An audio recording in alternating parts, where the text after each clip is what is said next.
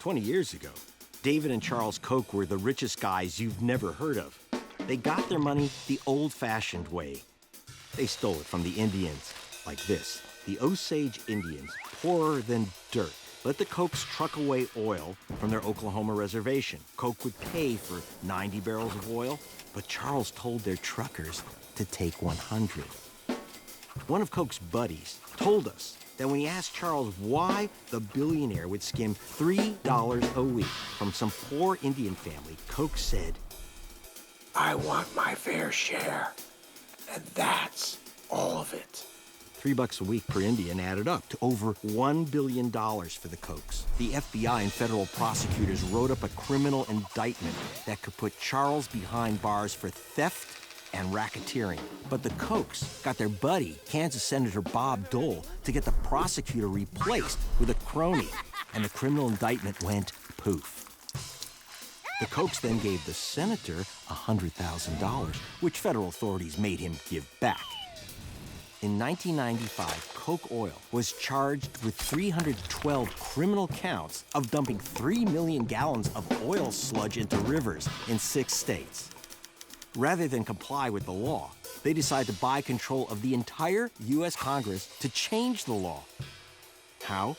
The answer came from an insider who called me to rat on Charles and David, their little brother Billy.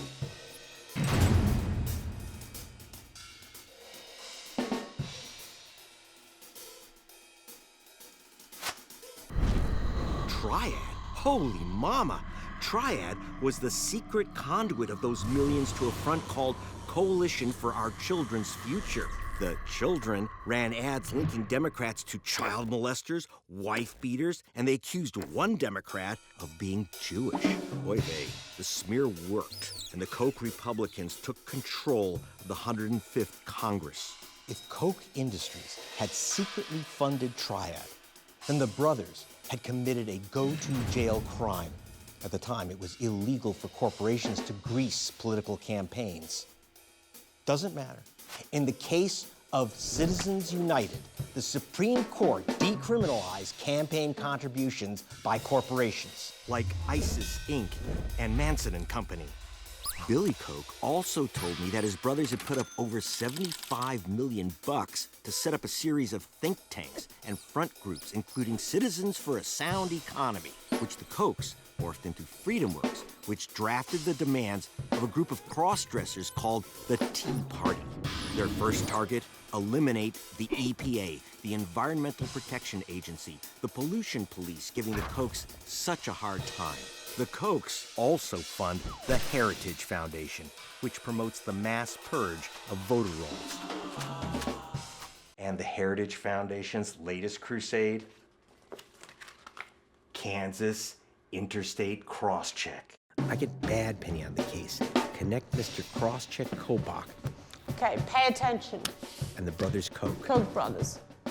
They've hired Whitney Ball to run their money funneling outfit, Donors Capital Fund, State Policy Network, Heritage Foundation, Foundation of American Integration Review, Delancey. And you would think that Jim Crow rose from the dead. Delancey, $100,000 in legal Kansas with a bill Crosscheck. called SB 1070, which even funds songs. The Kowski, John Ashcroft, through the voting anti-immigration donors trust. Over $1 million to Numbers USA. 100,000. Farmers Branch, Texas. Chris Kobach. Got that? So the Kochs shoved a pile of cash to Donors Trust, which gave a cool $1 million to Numbers USA, which dropped 100 grand on Farmers Branch. And that's the mystery money that went to Kobach.